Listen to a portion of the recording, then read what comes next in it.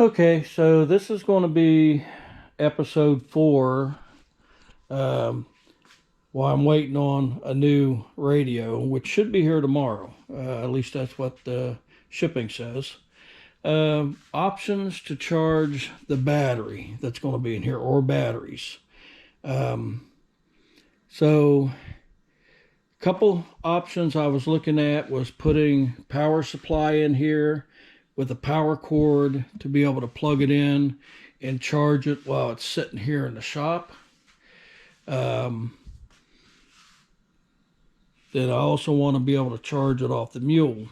As far as the control panel that I was thinking about putting on the side, I'm thinking about maybe right here in the middle, a little aluminum panel. I'm the options I'm looking at. This shouldn't really need to be that big now. So yeah, power supply in here, and then a power port. Got the looking at some options. So let's see what I'm looking at.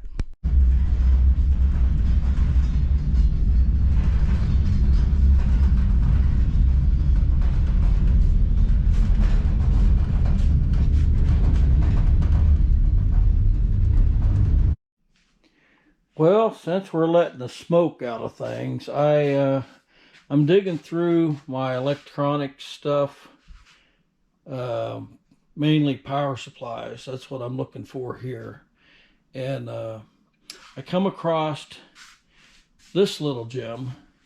I know this thing is probably 30 years old, maybe, uh, but it does take AC input 90 to 250, 2.5 amps, and it puts out 15 volts DC, and it does look like it has an adjustment.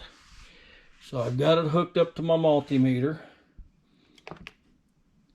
Okay, and what I'm going to do is I am going to stand way back and plug this thing in, probably real quick, a couple times, and hopefully not let the smoke out.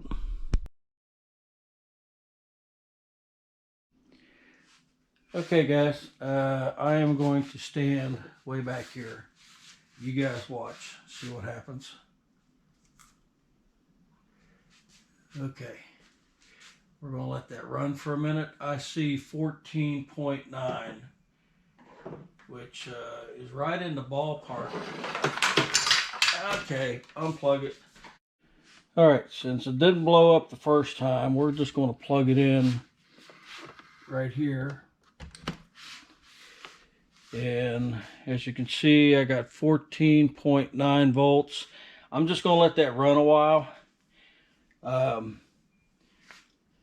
Get my little screwdriver here and just see what this adjustment does. I need a real fine screwdriver. Let's try this one. Okay, so let me move some stuff out of the way here. Let's see what this adjustment does here. Yep, okay, so 14.9 is the lowest it will go, which will work for my purposes of charging a battery. So I'm going to let that run, let the capacitors reform. It seems to be working fine. Looking at the circuitry, probably going to blow it out. It does look like it has an input fuse, which is good. Everything looks pretty good in there. Maybe a little bit of bulge there, but we'll see. I'm going to let that run for a while and see what happens. Yeah, I thought I'd put a little bit of load on it with the lamp, and we're still holding at 14.8, so it only dropped a tenth of a volt. So yeah, that power supply is a candidate, but I do have another option. All right, welcome back. Here's option 2. Now this one, the downside, this is a very heavy power supply, It does have input of 120, 240, and its output is 13.8. And for 1 minute, it'll supply 10 amps. In 4 minutes, 2 amps. So it's not a continuous power supply. But just like the other one, I'm going to stand back and plug it in because, again, this is a very old power supply. Okay, here we go. And I do have a light bulb hooked to this too. So to give it a little bit of load. And we are on. It looks like 13.72. I don't see any smoke coming out of it. So it is regulating. So the only problem with this, it's heavy. So this will be option 2.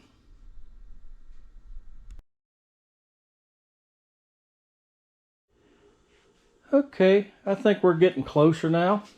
So I've got this plug in here. I'm going to turn the multimeter on, and it's plugged in right here. It's just one of these little jacks that I'm planning on putting on the control panel, and I was just making sure it was going to reach. So I'll plug it into my little meter here. Meter's on. We'll turn the key on. My little guy there says it's 11.9, 22 degrees centigrade. And we come back here. I got 11.9. 11.9. Obviously, when this thing's running, it's going to be 13.5 or so. So yeah, I can get power from there back to here now to charge batteries. So that's a win right now. Okay. I think I have a final version of what I'm going to go with to be able to charge the batteries inside the stereo box, the project box. So we did verify that this adapter does fit this connector, and I checked. It's got a 5 amp fuse in it, which should be fine, and it is long enough to reach from the charge port on the mule to the back where the box is going to be. So we verified that this is going to work.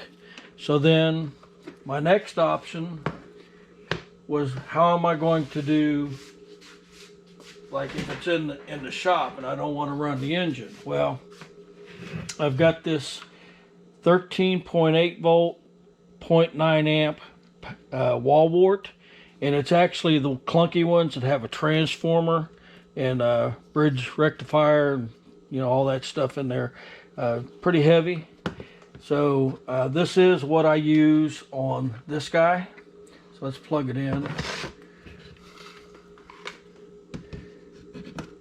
Okay, so if I plug this in here, this is actually what I use to charge these batteries.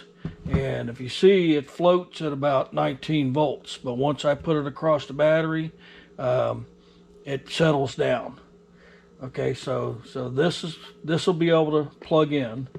So basically, I went and found 2 connectors. That one fits nice and snug. That's probably the one I'm going to use. Again, it's only less than an amp, and this has a nice connector on it. It does have a couple little screw holes that I can fasten it down. And then I went and found another one that has a little bit heavier gauge wire, but unfortunately it doesn't fit quite as tight as I would like it to. So I'm still searching through my parts boxes, but I think that's going to be my option to be able to charge that box while it's in the shop. Alright, if you notice, I'm kind of getting, I found me some diodes that I can use for protection. Got me another 10 amp fuse. So sort of kind of putting stuff together to work on this panel that I'm going to be putting on that box. So alright guys, I think I've got the charging option figured out what I'm going to do. Thanks for watching.